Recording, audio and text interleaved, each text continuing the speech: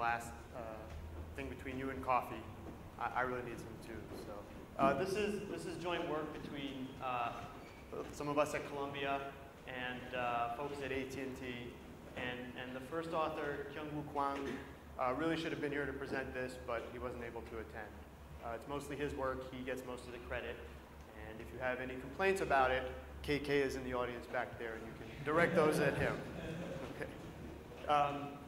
So what are we doing? The goal of the work is to combine adaptive bitrate with peer-to-peer.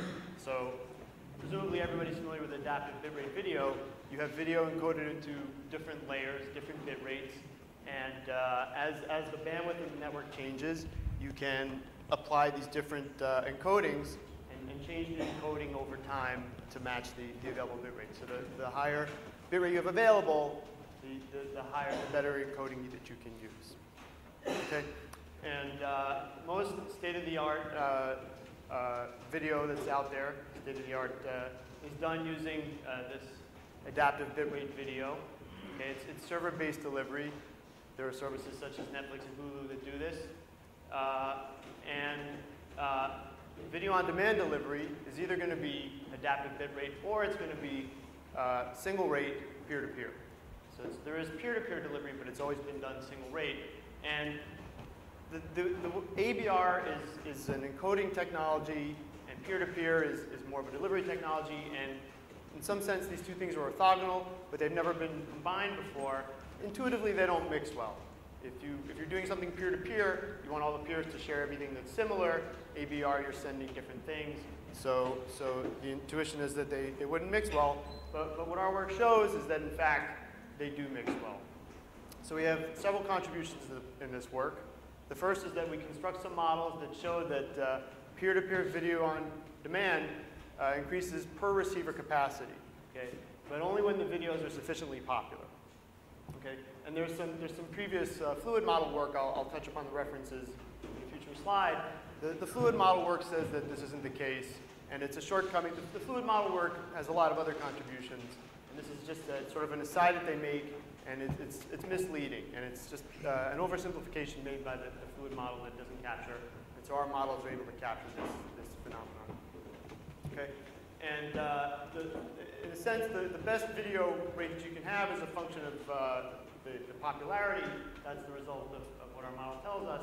And you really, if you're using peer-to-peer, you're only choosing one rate, you would have to have a priori knowledge of what that encoding rate would be. What we're going to show is that when you combine peer-to-peer video on demand with ABR, you can improve the overall delivery rate of all content regardless of its popularity, because the ABR allows you to adjust the bandwidth to meet the bit rate of the group itself. And peer-to-peer now adapts to different sizes. Okay. So our first contribution is this modeling work. And again, there's these papers that appeared in 2004 and 2008. Q et al. They did a nice fluid model of a peer-to-peer system, and there was subsequent work in 2008 from I think it was Toronto or Calgary that also used a fluid model and came to a similar conclusion. And their conclusion was, as you scale the size of the group, the efficiency of the delivery doesn't change. That you have basically as many servers and clients serving, as you grow the set of peers, you're growing not only the set of servers, but you're also growing the demand, and they sort of grow at the same rate. So the result is that if you use a fluid model, you're not going to see that it, in fact, becomes more efficient. But the fluid model doesn't capture phase. When these joins and leaves go out of phase, and this tends to happen more often for small groups than for large groups, the system sort of normalizes as things get very large.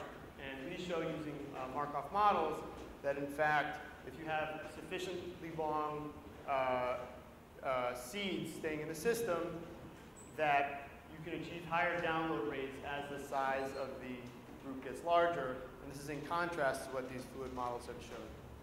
Okay, so the steps that I'm going to sort of walk us through for this first contribution is we construct a 2D Markov model, and we can solve that model computationally and show these results. but we couldn't get a closed form solution for that Markov model, so then we found a way to reduce it to a one-dimensional Markov model where we can get a closed form solution. And then we have somewhat more realistic simulations, and we compare our models to those simulations and see how they match up, and they match up pretty well. So let me start by describing this two-dimensional Markov model. You have states. Each state contains an x and a y. The x is going to be the number of leechers. Those are the users who are both receiving video and also providing video for the benefit of other users in the system. Y is the number of seeds. That's just the number of users who have already received the video, and now they are just delivering it to other users for their benefit, or perhaps some initial seeding servers. Okay, and of course the different states represent different values of x and y. Okay, leechers are going to arrive at rate lambda. So when leechers arrive, you're increasing the value of x, so that's moving along the horizontal axis at rate lambda. And when a leecher finishes downloading the video, then it becomes a seed. So every time a leecher becomes a seed, you lose one leecher and gain one seed, so you sort of move in this direction. And the bandwidth consumed by the bandwidth given out by the leechers and seeds is proportional to y plus x, all the leechers and seeds in the systems, and the bandwidth being consumed is proportional to x. So that's essentially the rate at which the bandwidth is available per leecher, and that's the rate at which they're going to become seeds. And then finally, they stay as seeds in the system for a certain amount of time, and with rate gamma, the seeds then leave the system, and so the Markov model moves up. So that's the essential shape of the Markov model. Okay. And again, we weren't able to solve this in closed form, so we wanted to reduce this to a 1D Markov model. So you can still run the 2D Markov model, run it through sample paths, take the average, and you can still get that, use those averages to compute steady state behavior. But if you want to get a closed form, what we basically do is we take this 2D Markov model that we've constructed, and we're just going to use the average value along each vertical row. So in some sense, you're just going to take it and you're going to compress it and crush it down into a one-dimensional Markov model. And so these states represent sort of the average of all those states along the vertical, and these transitions are in some sense the average over the transitions across all those different rows. And the details of the specifics on how it's done is in the paper. Okay. To compare our Markov models with as close to reality as we could get, we ran some simulations. And again, the simulations are simulating videos being downloaded in a peer-to-peer system. Okay? And over here on the x-axis, we've got lambda, the arrival rate of the peers into the system. And on the y-axis, we're looking at the download rate, and we're comparing our three curves. The green one is the simulation. The red one is the one-dimensional Markov model, and the blue one is the two-dimensional Markov model. And so one takeaway is that the one-dimensional Markov model is a very good approximation for the two-dimensional Markov model, which is also a pretty good approximation for what's going on as evidenced by the simulations. Okay. This graph on the left shows how the rate is increasing as lambda is increasing. So in other words, as you're increasing the size of the group, the available bandwidth to the system increases. That's a result that we have from our analysis that you don't see in the fluid model. And over here, what we're doing is we're varying the seed time, the time that a seed stays in the system. Okay, so it's going from 0 to large, and not surprisingly, as you increase the seed time, you're going to increase the available bandwidth. One interesting phenomenon that we saw is that this difference in how the arrival rate affects the average download rate really requires a seed to stay for a significantly long time before it essentially makes a difference. So for very short seed staying times, the rates are essentially the same. So over here, the fluid model, their assumption that the rate doesn't change as you increase the number of receivers, the number of leechers in the system is more correct, but as you increase the seed staying time, that result becomes more erroneous.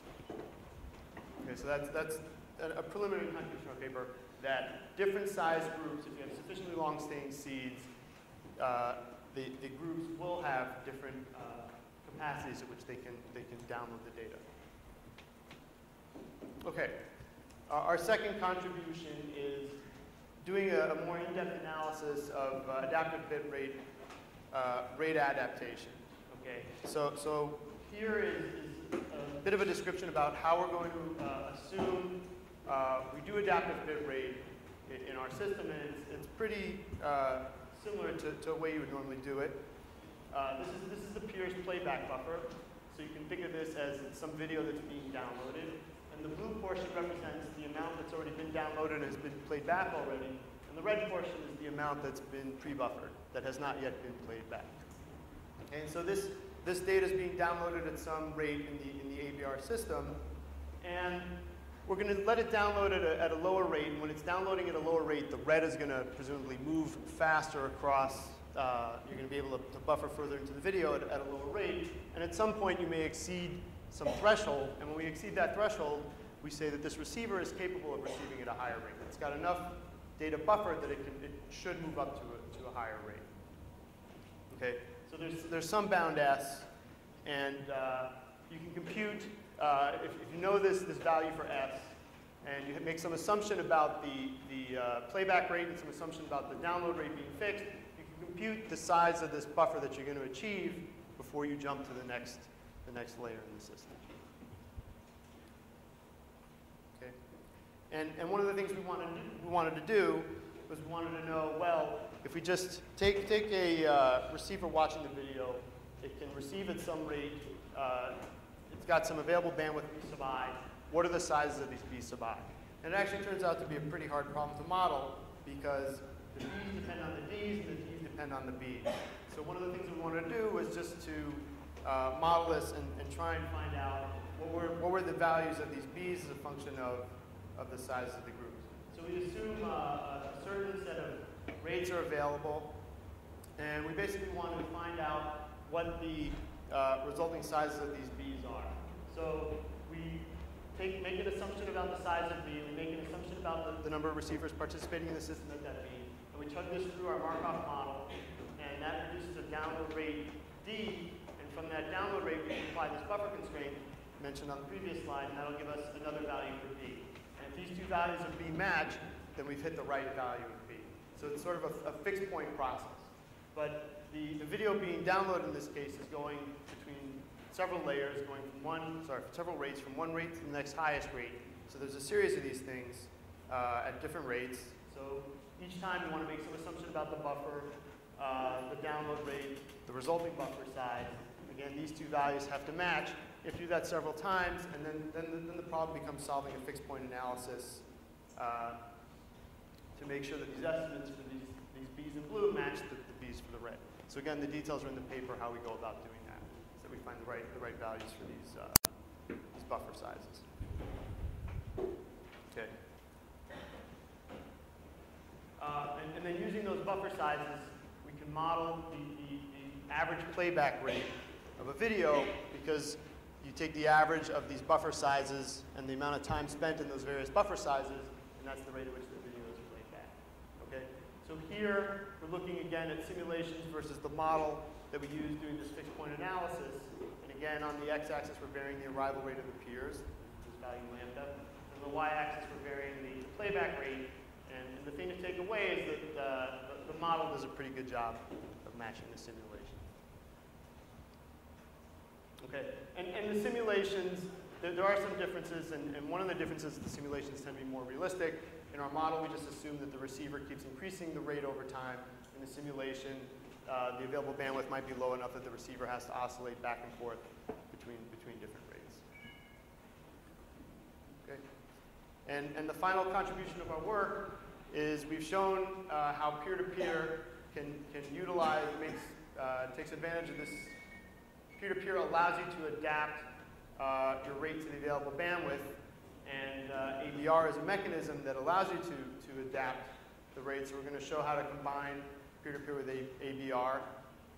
We're going to build a hybrid peer-to-peer ABR protocol that adapts well to the video popularity and available bandwidth, and makes good use of C2 of downloads, and can cache multiple videos. Okay, so now I'm going to describe the joint peer-to-peer ABR hybrid protocol. Okay, so it's called joint family.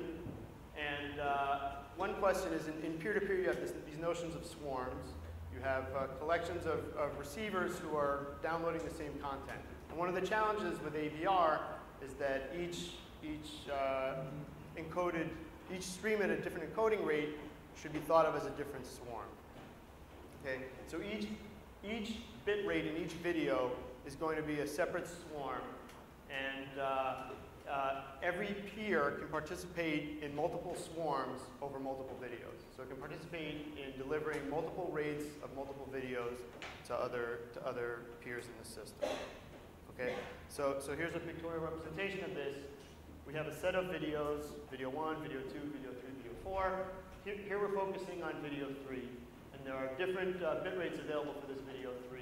And anybody who's watching the video is going to watch part of it, possibly part of it at one bit rate, and a different part of the video at another rate, and a different part of the video at another rate. And depending on the available bandwidth, you might bounce up and down between these available rates as you watch the video. Okay, so for instance, our peer here might start watching at this bit rate 1 and would have to join the swarm for video 3 that's being offered at rate 1. So it would join that swarm and participate in that swarm while it's trying to receive that video. And subsequently, it can deliver those chunks of the video when other receivers want that video for those particular chunks. And then it might switch to a different bit rate later on because its available bandwidth has changed. And then it will join a separate swarm that supports the video at that other rate. And then it might conclude by switching again to a third rate, and again joining a third swarm that supports that video rate. Okay, and at a high level, this is how joint family is going to work. You join the swarm for the portions of the video at the rate that you want. That's considered to be a different swarm. Okay, and again, this is done across all sets of videos. So here we've shown the swarms for video 3, and of course there are swarms for video 1 and swarms for video 4, and peers can join any of these various swarms. Okay, so again, joint family is combining peer-to-peer with AVR. We're going to want to increase seed staying times, and what we're going to do is we're going to have seeds contribute to multiple swarms. Okay, so the seeds are going to watch some videos, and we're going to assume they stay around. If they stay around, they're going to cache those portions of the videos that they watched, and they'll be able to share those in the future with other peers who are part of the system. Okay, and so there's some lower level details about the protocol as well that you might be interested in that I'll talk about very briefly. One of them is how the various peers select the chunks from one another once they've selected the peers, and also who they select as the various peers. Okay, so chunk selection is done in what's called earliest first, right? When you're delivering files, you don't care the order in which chunks are delivered. But when you're watching a video, you need chunks earlier in the video, most likely, than chunks later in the video, unless you're getting a lot of fast forwarding or jumping around. So it's generally better to have an earliest first deadline. With AVR, this will give you more sequential chunks in the buffer, and it helps the peers jump up to a higher bit rate quickly. And we found that it tends to provide for fewer and shorter interruptions and much faster startup. Okay, and the bit rates to selections, again, it's that slide that I put up before. We have this pre-buffering, and when that buffer gets big enough, the peer can jump to a higher rate, and when that buffer starts to get too small, the peer has to drop to a lower rate. And we also have some additional, what we call hold down timers, so that if these buffers change dramatically, you don't want to be oscillating back and forth between two rates. It tends to be annoying for users. So we just have some limits on the rate at which you can switch between the various adaptive bit rates.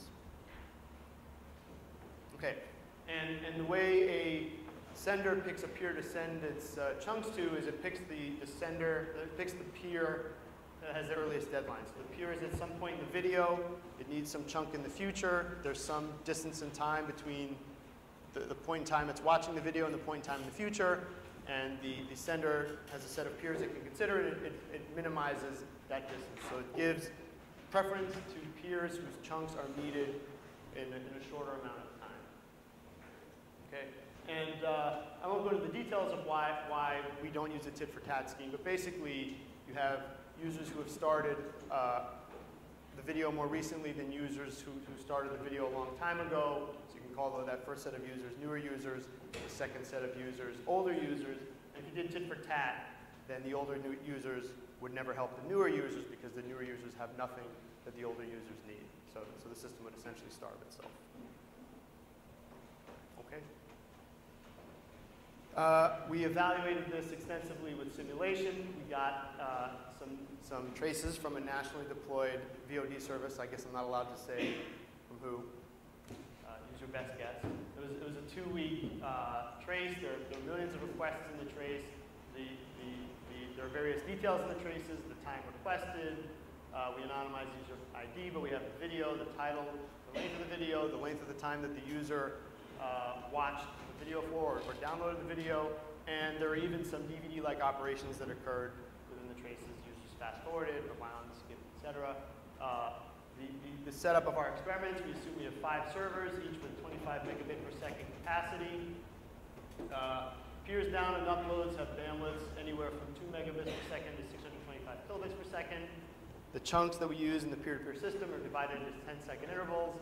This startup buffer that I keep talking about, it was a 10-second rate, and the adaptive bitrate video was encoded into 4 rates, 250, 500, 750, and 1,000 kilobits per second. So the rest of the results are going to use that setup. Okay. Just to give you an idea of what things look like, we took the set of videos and split them into different groups based on their popularity. How many users were interested in that video? So group 1 is the set of videos that are the most popular. Going all the way down to group 5, it's the set of videos that are least popular. And if you sort of follow the trace of a typical receiver who's downloading these videos, the very popular videos, peer-to-peer, tends to scale very, very nicely. They start out at the low bit rate and they ramp up to the high bit rate. And there's sufficient availability of bandwidth in this large peer-to-peer system that they can stay at the high rate.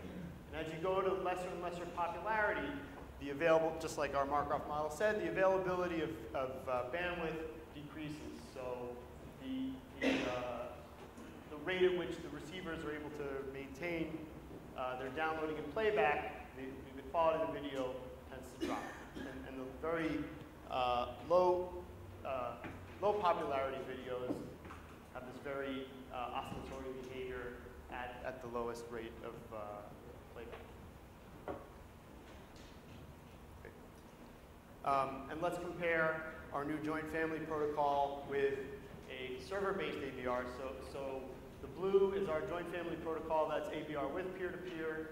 The red is just ABR without peer-to-peer. And what you see is as we increase the bandwidth availability of the server, of course the availability goes up, but generally peer-to-peer is able to outperform if you just do a server-based video. And this one over here shows the average playback rate. So joint family is much higher in playback rate. And over here we're looking at the amount of interruptions, or the amount of time spent the video is interrupted and can't be played back, and it has to pause because you haven't buffered enough video. And again, here you see joint family does a lot better than the server-based. And as you increase the server bandwidth, of course, the problem goes away. A minute or so? Okay. Let me just skip this one. Let me show these. So now this is in comparison to peer-to-peer. And now we're looking at why it's useful to have ABR and not just a single bit rate. So over here, we have joint family with either one video in the cache or 5 videos in the cache. And again, we're looking over our 5 groups, where group 1 is the group with the largest popularity, group 5 is the group with the least popularity. And we're using just strictly peer-to-peer. This magenta colored one is sending peer-to-peer at a very high bandwidth, and the green is sending it at a very low bandwidth. So when you send it at a very low bandwidth, and on the y-axis we're looking at how much of the time the video has to be interrupted. So when you send it at a very low bandwidth, the peer-to-peer works fine because it's at a low quality bandwidth. And when you send it at a high quality bandwidth, as you go to the lower popularity videos, you get a lot of losses. The peer-to-peer system does not scale well. Okay, whereas the ABR with peer-to-peer system scales well for all sizes of groups. And over here, you can look at the playback rate. So before we look at the interruption rate, now we're looking at the playback rate for these various groups of videos. So if you're just using pure peer-to-peer, the playback rate's going to suck because you're just stuck at a very low playback rate. Whereas if you just use peer-to-peer with 1,000 kilobits per second, you get a great playback rate, but remember you're dropping a lot of, you have to interrupt the video a lot of times. Whereas it scales down gracefully for the combined AVR with P2P. So AVR with P2P scales the rate appropriately and doesn't cause a lot of drops. So you get the best of both worlds. Unpopular videos still don't see a lot of interruptions, and at the same time, popular videos can achieve a very high bit rate delivery. Okay, so we've combined peer-to-peer with VOD. You get the best of both worlds. They combine very nicely together. And the future work is basically dealing with these free riding problems and making the system better. Questions? You can email me if you like. I will just redirect it to Kyung and KK.